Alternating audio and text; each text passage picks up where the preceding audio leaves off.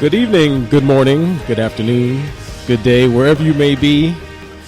Thank you for tuning in and listening to the Late Night Parents broadcast here on WGBB 1240 AM in wonderful Long Island. I'm one of your hosts. It's me, Richie V. We're missing one person today, but sitting across from me, as always, is the wonderful, the beautiful, the Dr. Michele. How are you doing today, Rich? I am fine. How are you? How are you this week? How's it been? Oh, it's been a crazy busy week, but we made it through and we're going to start fresh. We are here. That's right. We made it. The kids are all well. Family's well. Yes, everyone is doing quite well. Thank you. Good. Ted, of course, is not here today. He is having some work done on the castle, as we call it. He's doing some renovations at home and taking some time off to enjoy himself, which he deserves. You think so? Yeah, he does. He works hard. Okay. If you say so. Because every time I turn around, he's busy on Twitter, having a Twitter party somewhere. Well, that's work. Socializing. Socializing can be work. You still have his back. That's great. I have to. Always. That's a good thing. That's a good thing. So I guess what we'll do, why don't we get right into it today? It sounds like we have a special guest on the phones in a moment, Dr. Hakeem Rahim. Yes, and he is a mental health awareness expert. He's an author. He's an advocate for mental health. And I think in May, this is Mental Health Illness Month, and I think this would be the appropriate time for us to have him be one of our speakers for this month. That sounds very good. And besides, it's my birth month, so let's celebrate. I know. It's not just your birthday or your birth week. The entire month is your birth month. That's right. It coincides with, Cinco de Mayos and whatever other holidays there are. So this is all for you. That's right. See, I'm glad. That's why I like you. I understand. Just remember that come October. That's all I'm going to say. I will. Don't worry.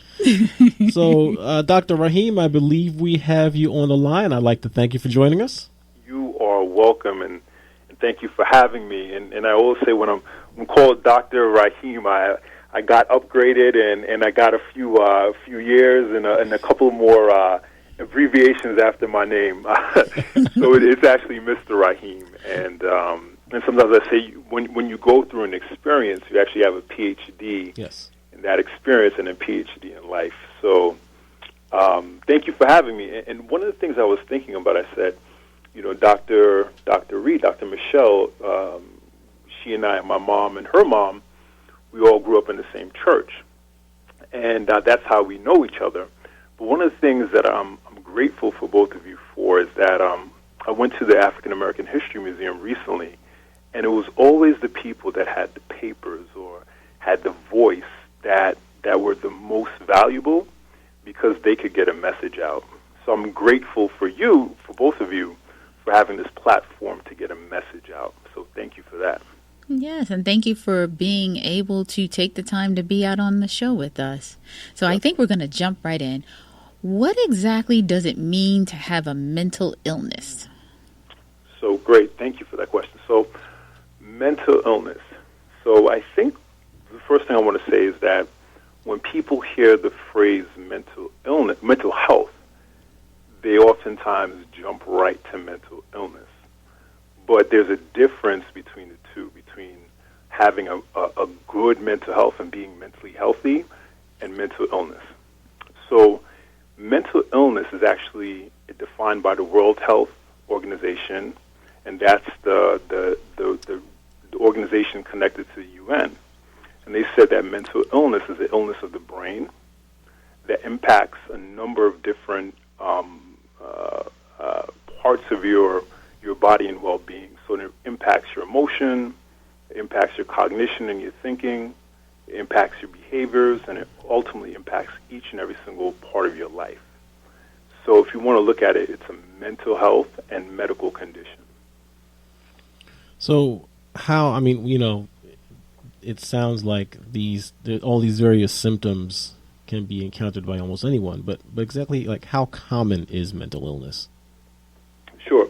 So mental illness is very common. So they say 1 out of 4, and the statistic shows that 1 out of 4, according to the National Institute of Mental Health, 1 out of 4 of every adult American is impacted by a mental illness. So think about it. If we have 4 people in a room, at least one of those people may be diagnosed or experiencing some form of mental health challenge. So when you think about it, anybody that you see, somebody in their life is going to be impacted by mental illness. So it doesn't discriminate by race, by class, by gender, by where you live, zip code. Mental illness can impact you and anyone. There's 450 million people worldwide are impacted by mental illness. Now, I was going to say, let's jump into your story, because that's why we wanted you to be on the show in the first place, because especially growing up in our community, it's not common for us to really talk about any type of mental illness. We've had a social worker on before. We've had a psychologist on in the past. And a common thread that we find is that, especially growing up in the church, you're told you need to pray about it, and you're just not praying hard enough. So I want to hear about your story, and then also how you go out into the community to really affect a change. Great, yeah.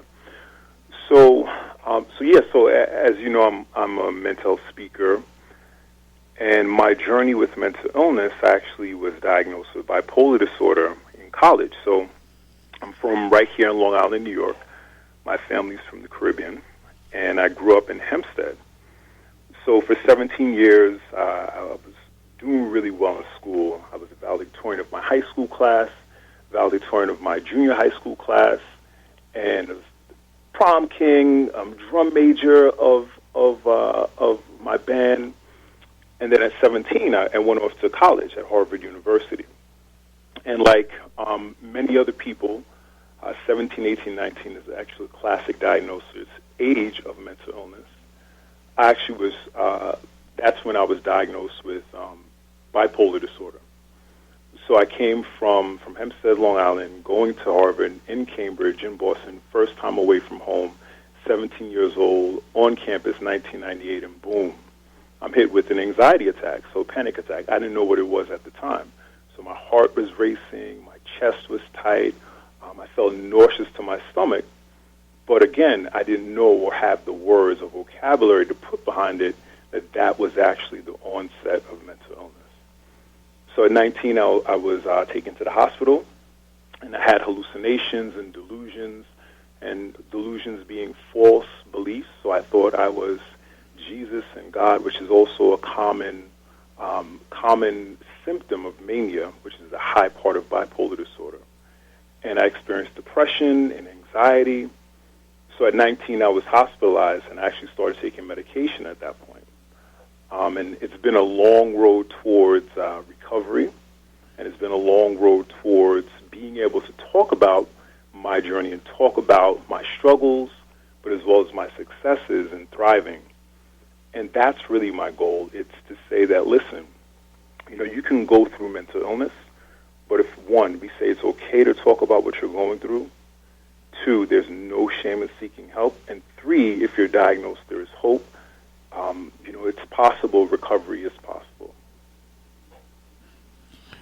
Well, I'd like to say, after hearing that part of your story, thank you very much for coming forth and being so open and sharing it with us and with the world, basically, because as you've already indicated, especially within our community, it's hard for someone to come out and admit that there's an issue, let alone it be a possible mental health issue.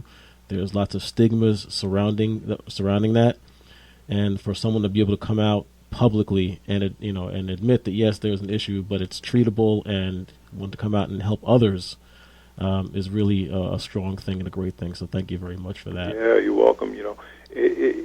I've been from churches to synagogues to Queensbridge projects to Dalton School to forensic hospitals, and I can tell you, when you share your journey, that listen, you can be hospitalized, you can take medication, and feel like you don't belong or it's hopeless. But when you have that support and when you can find the right help and find the right treatment, there's nothing to be ashamed of, And in fact, one of the statistics shows that 80% of people who have depression can recover, and 80% of people actually also with bipolar disorder, if they can find the right treatment, they can recover as well. But I don't want to take anything away from saying how difficult it is to live a life with a serious mental illness, and so it is hard, but recovery is possible. That's one of my key points. So where are you now as far as in your treatment, but then also how are you giving back to the community to spread the awareness about mental illness? Yeah, so where I am at. So since 2012, I've been speaking openly about my journey with bipolar disorder and the highs and lows, and from taking medication to gaining 60 pounds to losing weight to the disorientation of medication, the emotional stress and anxiety. I've been talking about that openly, and also the thriving piece. I've been talking about that openly since 2012, and that has been an incredible journey. I've spoken to over 50,000 students, many right here in Long Island, across the country. I've traveled to 15 states to talk to students and at conferences and nurses and doctors, and of course family members and people living with mental illness. I've been able to travel to Jamaica to share that message that we can't discriminate. We can't push the person to the back room or say that's just the weird uncle, or we don't know what's wrong with him. Oh yeah, he went away and he's just messed up now. No, maybe that person is struggling, because when one person in the family struggles with the mental illness, the entire family struggles. And I know that's true for my personal life and for many of the people that I speak with. So I've traveled to 15 different states. Really the highlight of my work is speaking to students. I've actually started a nonprofit called I.M. Acceptance, Inc. And what I do through I.M. Acceptance and the organization, we're looking to end suicide on college campuses by promoting spaces of community, wellness, and acceptance, and really showing that you can talk about what you're going through and not have to hide in shame and in fear. And that's really the part of the work is how do you use your personal journey? How do you use your test to talk about your testimony? And how do you talk about it in a way that can show that you can go through it but come out the other end? But also give light that it's not easy. So I really want to get that point across that, it's not easy, but it is possible. Going back to your personal story, you mentioned that it was pretty much when you started your college experience that this manifested itself on you. Well, it's a two-part question. Before that, were there, in hindsight, did you have any indications or, looking back saying, once speaking to doctors, oh yeah, maybe these were beginning indicators of a problem? And secondarily, since you also mentioned that, it's many times people get diagnosed around that age period, is there any association with that and the fact that, yes, starting school, starting a new life, starting the more adult life, the stresses and tensions that come along with that, is that a contributing factor? Yeah, so for me, my mental illness did not start manifesting till college, till I went away to school in 1998 at 17. But the statistics show that half of all lifetime cases of mental illness do begin by the age of 14. So by the time of middle school, young adults and teens and adolescents are already begin to show signs of mental illness, whether it be depression, bipolar disorder. They begin to show signs then. But for me, in my case, I really fell in the classic age of diagnoses for young men, which is around 17, 18, 19. And for young women, it's a little bit older. I have a lot of friends and extended family and family of my mom and dad who've had sons or daughters, and whose sons or daughters or nieces and nephews went away to school, and they said, oh, they must have been doing some drugs or something away at school, and they came back and they're all disheveled and not doing well and locked in their room, when in fact that person may have been experiencing onset of mental illness. For instance, when I first came back to Hempstead after my freshman year, I had a manic episode, and again, that's when you have hallucinations and delusions. And I was actually walking up and down the streets of Hempstead and South Hempstead and Baldwin, which is right here in Nassau County, and I thought, I thought I was Buddha, So my parents at that particular point didn't know what mental illness was. So when I first had that break, that psychosis, they sent me to Grenada. They said, "Oh man, our son is just stressed out. He had a rough year, first year at school, so he just needs to relax." Right. But then I dropped into a depression. So, yes, so there was no evidence prior, but mental illness can be diagnosed as early as 14, even earlier for some people.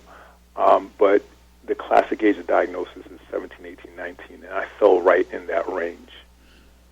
So what are some of the signs that we should look out for in children? Because now, kids in elementary school are starting to get stressed out and anxious about taking exams, especially when Common Core came out a couple of years ago. Yeah. There were so many kids in my son's class that were just throwing up during the test. And just if you said test, and then they would get all anxious, and before you know it, they had to run out and go to the bathroom. That's right. So what do we look out for? Yeah, that's great. That's great. Well, let me ask you this. Do both of you get sad? Do you get sad? Ever, of course. Yeah, right? Okay. But does that mean you have a depressive disorder? I would think not. No, right? So because everybody gets sad doesn't necessarily mean you have a depressive disorder. And do you get nervous, right? Yes. Everybody gets nervous, right? Mm-hmm. But we don't necessarily mean we have an anxiety disorder. So in my presentations, and especially to students, I really want to make it clear that if you have a big test and you're nervous, it doesn't necessarily mean you have an anxiety disorder. Or if something happens where you wanted to, be a part of this team, or you failed a test and you're sad, it doesn't mean you have a depressive disorder, because that's just the natural range of human experience and human emotion. So it's a mental illness or a mental disorder when it lasts for 2 weeks or more, and this is how clinicians define it. When the disturbance begins to impact your everyday life, so your quality of life, your relationships, as well as the things you do every day, that's when you begin to see that a disorder is emerging. So it has to last for 2 weeks or more. So just because you have few days that you're anxious or a few days that you're sad doesn't mean you have a mental disorder. But when it begins to impact your quality of life over extended period of time, that's when you have to be concerned. So for a young person, you have to look at the major things in their life. What is it? It's like friends, school activities, all these different domains in their life that are the most important pieces. So when you see their drastic changes, let's say you have an A student and now this student's failing classes, or they were always well put together, their rooms are very clean, and now their rooms are more disheveled and out of order. So you really want to look for signs of drastic change, as well as changes in behavior and overall well-being. And those are some indications. Okay, so now, are there different levels or severities, is probably a better word for it, of mental illness? And if so, what would be considered a more serious mental illness, if such a thing exists? That's a great question. And again, 1 out of 4 adults experience, at any given moment, Americans have some form of mental illness. 1 out of 5 adolescents, and they say the statistics show, according to NAMI, which is National Alliance on Mental Illness, and that's a particularly great organization. And I'll mention the name again, and you can share it as well, because that's a great resource. But they say that 1 out of 10 people at some point in their life will experience some form of mental illness. So there's two. You can categorize it as acute mental illness or chronic mental illness. So when you talk about acute mental illness, that's something that can be treated, may last for 6 months, a year. Now we're talking about if somebody's grieving, somebody passes away, let's say you have a confluence of events, whether it be a death in the family, you lose your job, there's an accident, something happens in your life, and these events come together, and you may develop an anxiety disorder, you may develop some form of mild depression, but that can be treated.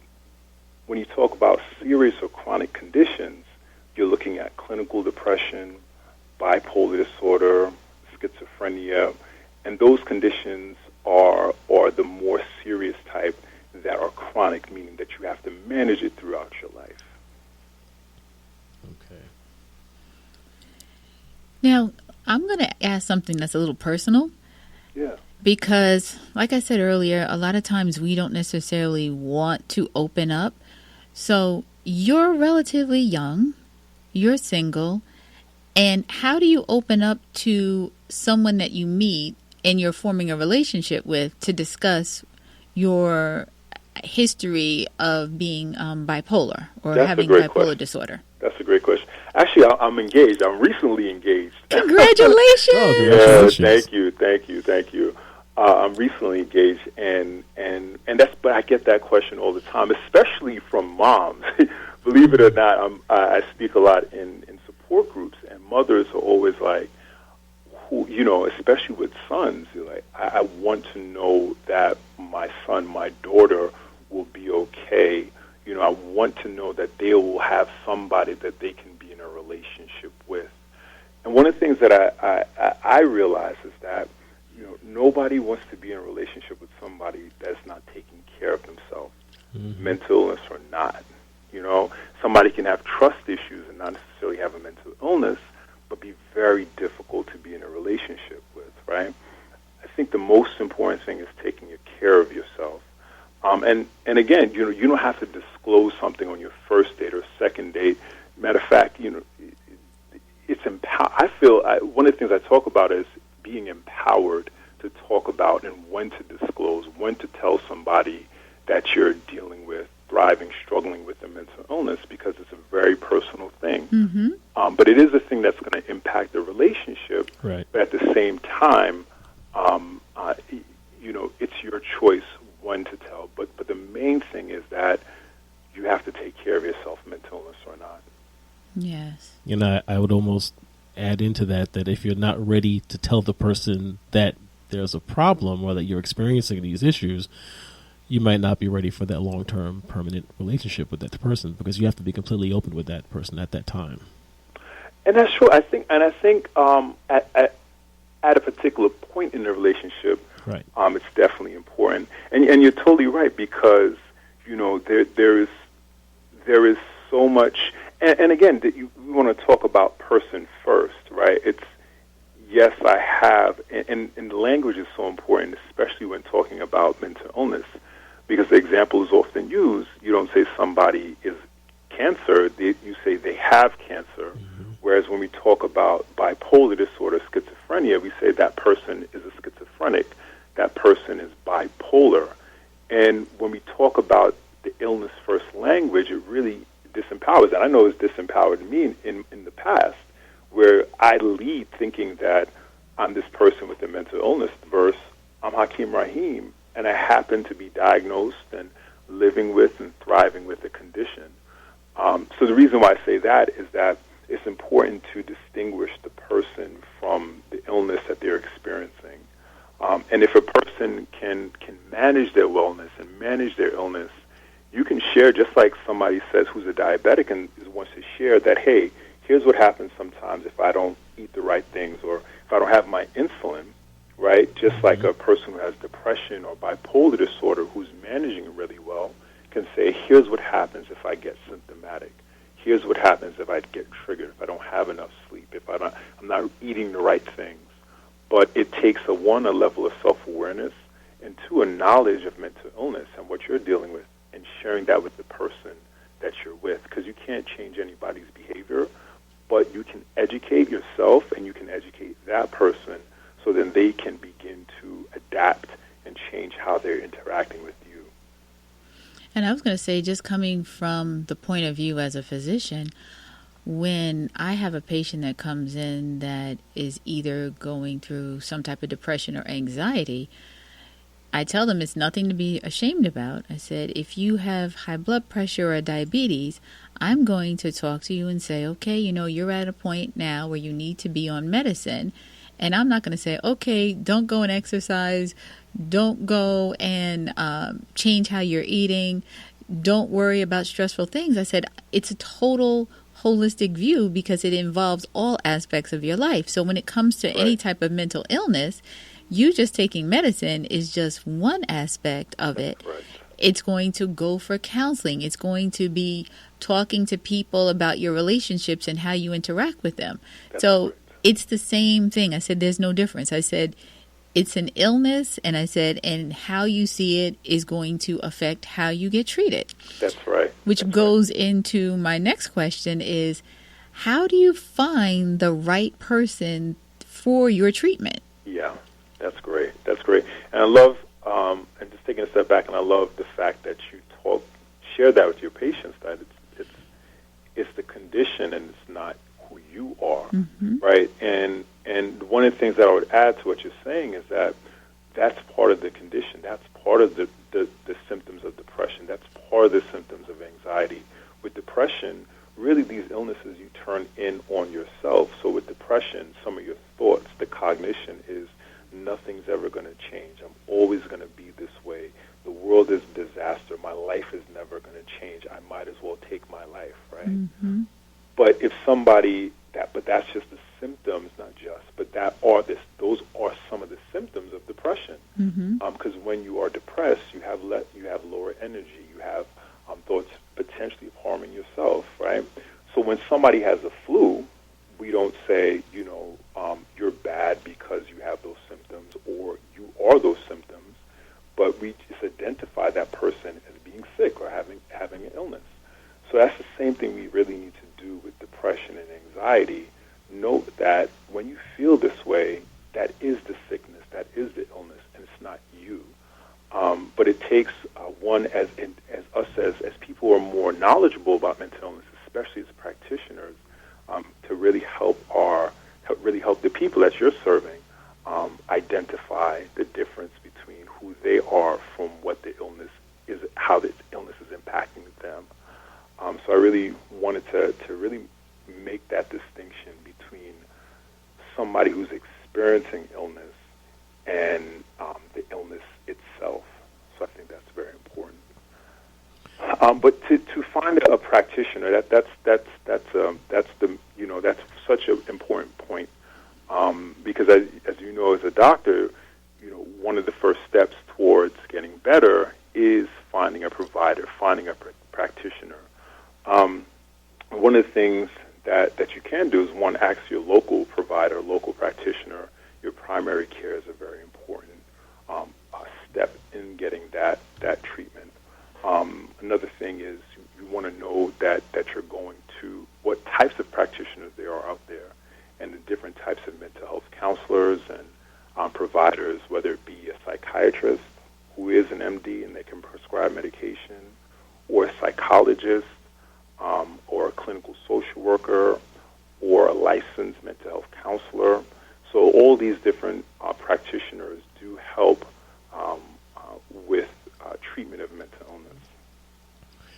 I'm going to break in here just for a moment. You are listening to Late Night Parents with Rich V and Dr. Michele, and we are speaking to Mr. Hakeem Rahim, mental health awareness expert, author, and advocate. Hakeem, I've got a question, and this would be from the perspective of our listeners as well. What should they do if they have a family member or friend who seems to be exhibiting some of these symptoms you've highlighted? What should a person do in that case, be it a friend or family member?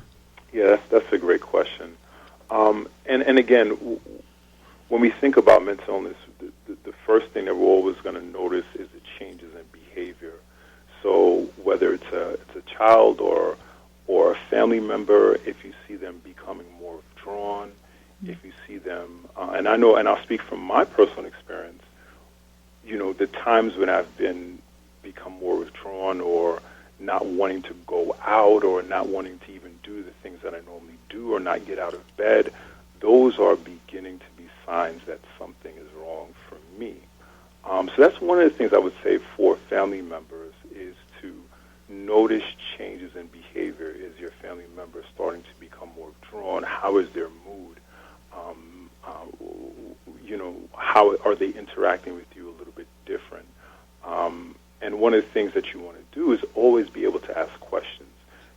Call up a family provider or doctor, or even, and I think one of the key things is that as people of color, we are very family, communal, network-driven people, and sometimes we forget that the resources we have right in our access, right in our networks, right in our communities, and it's so important to be able to ask, even if it's in a faith-based community, is there somebody in your network who's a social worker, who's a doctor, who's a practitioner that you can go to them and ask them that question?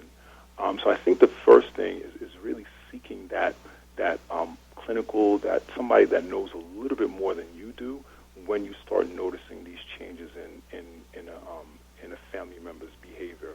But sometimes people say, where can I go to find this information? Sometimes it's just a question away or a person away. Like, Dr. Michele, as you are in the faith, in the church, there are people right sometimes in your network that you don't even realize who can provide you with answers and resources that you may not have. Mm-hmm. Definitely good. And now, what local support groups do you think that people should reach out to? Just in case, I know for me, sometimes, especially, and I think it's probably only going to get worse, if this whole Healthcare Act passes the Senate, Yeah. but trying to find a mental health person, either a psychiatrist, a social worker, or a psychologist for patients to talk to that takes their insurance sometimes is the hardest thing. So my prayer is that eventually it will not become an issue, but right now it's a major issue. And we need to make sure that people know about the support groups out there that they can turn to, especially if they're not able to see their specialists as much as they need to. Yeah, that's such a great point. And I was very fortunate to accept, because acceptance is a huge piece. Because it doesn't matter how much resources that you have, if you don't accept the fact that you have a condition. That's really the first step in terms of healing is acceptance. But once you do accept, it's like you have to then have the access to resources and resources that are available for you to use, right? And sometimes, many times in communities of color, there might not be doctors who look like us, who can provide culturally competent and sensitive care to our needs. There might not be providers in our communities or be able to access,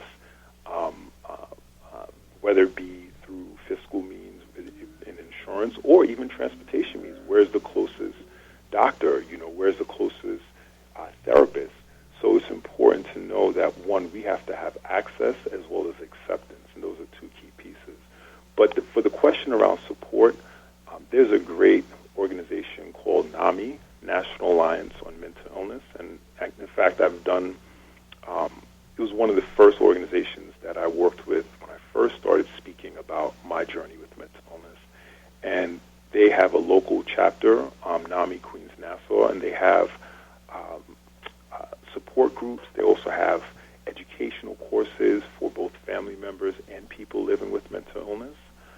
So that's a huge one for your listeners and the listening audience, is NAMI, National Alliance on Mental Illness. They're in all 50 states, and they have local affiliates. And DBSA, Depression and Bipolar Support Alliance, that's another national nonprofit, and they do have local support groups. There's a Mental Health Association of America, and there's a number of local affiliates in the metro area. And there are a number of other ones, and I think it's important to, and what I can do also, Michele, is send you a link to some additional mental health organizations, and maybe that's something that you can list on the site. Yes, and that would be perfect. Yeah, because it's so important to have access and knowledge. So I'm curious, what are the different treatment options that are available? I mean, is it just the one-on-one conversations with someone? Are there some options that involve the other family members? Is it just medications? What are the options that people should think of or expect to receive? So when I think about, and I'm reflecting on my personal experience and what I share with people and family members and people living with mental illness, I look at it as it's not only about staying out of the hospital, but how do we lead good lives? How do we recover? How do we lead our best lives, right? And I think there's a couple of components to that. One is treatment. How do you get the care that you need? How do you get the medical care that you need? And some of the things that I've used and people living with mental illness do use are medication, which is a huge part, and it still is a part of my life. I still take medication, and some people really do struggle finding the right medication, staying on medication, and it's really difficult. But if you do find a good combination of medications, I have found, but only through being on 30 to 40 different combinations of meds. The medication, it's very, very difficult taking medication. But if you do find one that works, it is extremely helpful tool in your toolkit, and really, really leading this good life, right? So medication is important, and medication management.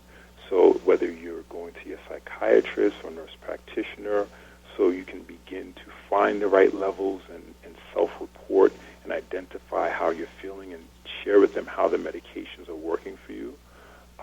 So again, management, medication, therapy. They can be group therapy. They can be one-on-one therapy. They can be family counseling. And really knowing what therapy is. And it's really important to do, and I think that's the piece again, is the educational process. Therapy is not a everyday relationship conversation with a friend, but it is a relationship where you're able to process things that you've been through on a daily basis or in your past that can help you process how you're feeling. How is what you're going through now been impacted by what you've been through before, and using that relationship to do that. So those are some of the treatments that are available that I have used, and support groups, peers. Peers are very important because somebody that has gone through what you've gone through can share some insight way over and above somebody has not been what you've been through. So peer groups are so important as a form of treatment as well. Well, Hakeem, I am looking at the clock here, and not to rush you off at all, because I think we could sit here and maintain this conversation for quite some time now. But first, again, I would like to congratulate you on identifying the issues that you were having, and so I'm very happy that you were able to recover from what was afflicting you, because I can't imagine what going through life like that would be, especially when it hits you at so young. And it really sounds like you've come a long way, and again should be congratulated for coming out and wanting to help so many other people. Thank you. And I have to say that my family support, my mom, my dad, my sister, family support is so important, and is a huge part of recovery. Having a stable home, having a stable support system, and I couldn't leave here and in this space in this conversation without saying that there are so many people in my life who have given to me and for me, that why I can do the work that I do. So it's not just me. It's the people around me who have empowered me, that I can now go forward and say again, it's okay to talk about what you're going through, and there's no shame through the work that I'm doing. Yes, and we want you to continue to do the work, because you're not just local. You seem to be national and international, so we're looking forward to keeping in contact with you and possibly having you back on the show. Absolutely. But before we end, we need for you to let everyone know how best can they keep up with Hakeem Rahim. Hey, you got it. You can go to my website, which is HakeemRahim.com, HakeemRahim.com. And I also have a nonprofit I founded, and I work with a number of college students, and we're going on a college tour this fall again, and we have student ambassadors, and the name of the organization is IamAcceptance.org. So you can find it on the web, IamAcceptance.org. And you can email me from either of those websites, and it's my first name, Hakeem, at HakeemRahim.com, or Hakeem at IamAcceptance.org. And if you want me to speak in your school, or at your organization, or at your college, or just have a question, do reach out, and I'll try my best to direct you to a place where you can get the help that you need. Hakeem, thank you again so much for joining us. I do look forward to speaking with you again in the future, and we've really enjoyed this conversation. You got it. Thank you so much. And the newspaper and having a voice out there on the radio, I can't tell you how much this is so valuable. So thank you for having me. You're welcome. Thank you. Yeah. Take care. Good speaking with you. All right, Rich. So guess what? It is springtime now. It's springtime. And some people can't wait to get out there and ride in their cars. And their motorcycles. And oh, yeah. Did you give me my pink Ninja or my red one? I don't do pink on any motorcycle. Sorry. Red we can do. We can do red. I can't do pink. Sorry. No. All right. So what do we need to do to be ready for the springtime as far as with our cars? Well, so we had this conversation come fall when things were getting colder. The things you need to check. A lot of it's the same. So first thing, the important things, tires. So just like you had to check your air pressure at the beginning of the season, of the cold season, you need to do the same thing now when it gets warmer. Okay. Because when it was colder, you put more air in, air shrinks, less pressure. When it gets warmer, it's actually going to build more pressure, and the tires could be over the amount that's recommended for your car. So first thing you want to do, if you don't already have a little air pressure checker, which everyone should have, Doctor, she's making the face, everyone. Next time you get your oil change, let's say that then. Or, get the air pressure checker. No, you should have that. Okay. And look at open your driver's side door. There's a little sticker inside the door that says the air pressure that your tires should be set at. Check the pressure on the tires and adjust it accordingly. That's the first thing, because it's not purely a safety thing. It also can affect your gas mileage. So if your tires are over pressure, they will wear faster. Okay. And you end up buying tires more often. And if they're under pressurized, it's actually going to make you go a little slower and cause more drag, and it will affect your fuel economy. So air pressure is one of those important things that people kind of forget. Don't just go by that pressure sensor that shows up on your dashboard. Oh, because that's what I do. Well, look at the number. If the number on that says the same or within 1 or 2 as the number on that sticker, you're good. Oh, Otherwise, it usually just says low pressure. Okay, so you need to check it. Now, that's tires. You always, at the same time, want to make sure your oil level is correct. This is a good time to do a full overall evaluation. Look at your oil levels. If you did a different level or different weight oil for the winter as the summer, which in some climates people really need to, this would be the time to put the summer weight oil in and get the winter weight oil out. Okay. Radiator fluids, you want to check those. Windshield wiper fluids, I know mine gets used all winter long, getting salt and junk off. You want to just go over the vehicle, give it a once over, make sure everything is ready for the summer, so you can go out there, take that drive, hit the roads, have some fun. That's right. Go on some romantic rides, upstate, downstate, down south. Out east. That's right. Hit the wineries, but don't drive. Don't drive or have someone else driving, but go out there, hit the wineries, enjoy yourself. Well, you can go to the wineries, but just don't drink if you're the driver. Well, that's what I'm saying, but then what's the point? I don't know. But also, we'll keep it in the car for a second, because, as you know, I like to keep it clean and shiny as much as possible. But that's also good for the vehicle.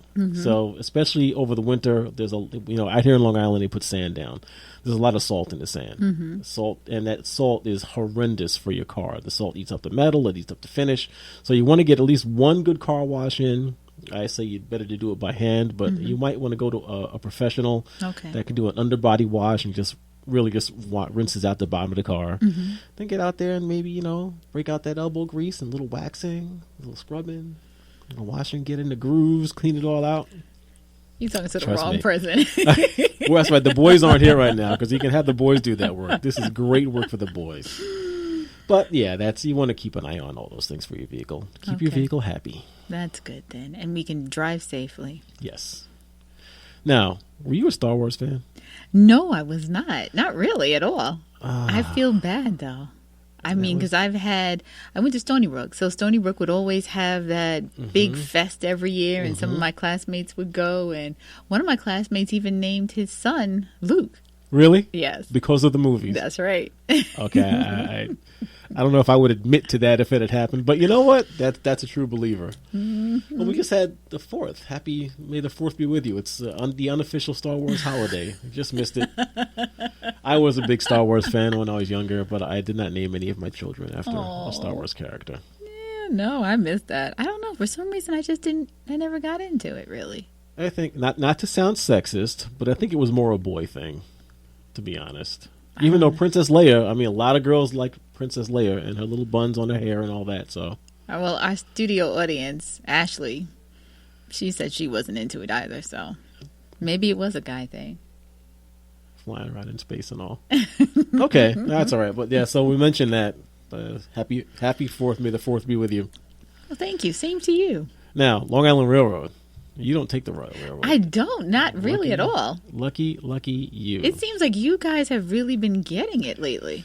This season, they've just been getting hit between accidents that were their fault, things which weren't their fault.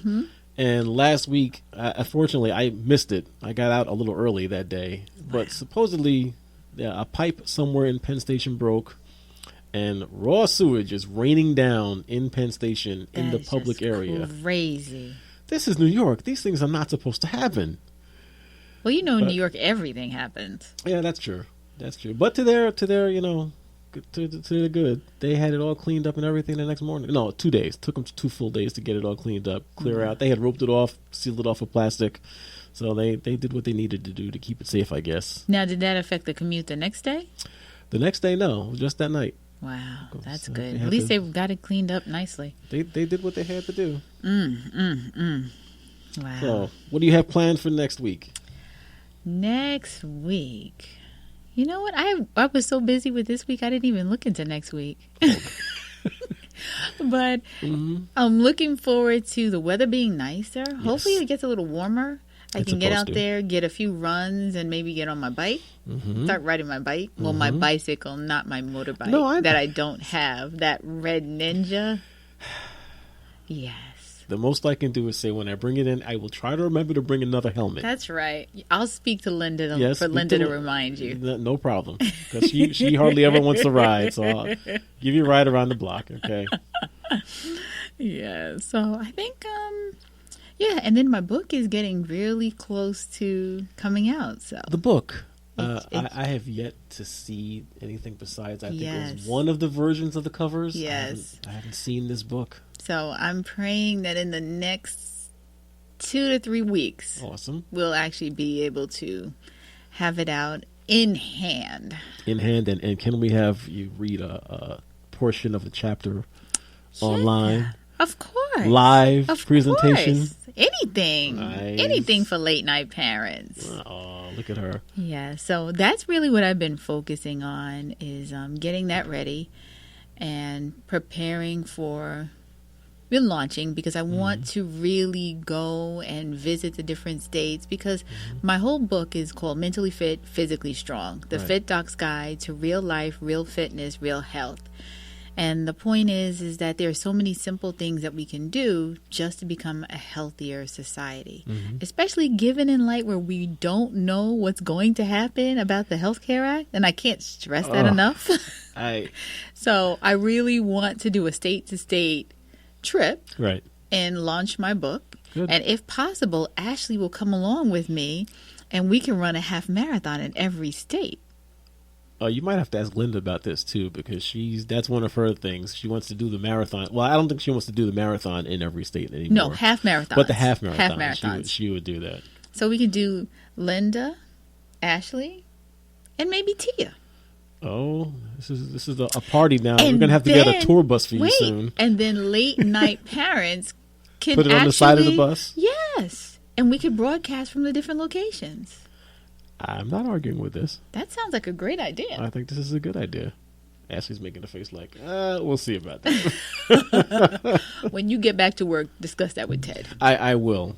Ted, wherever you are right now, I hope you're enjoying yourself, either with hammer and nail or watching someone else with hammer and nail or sitting back enjoying a nice adult beverage.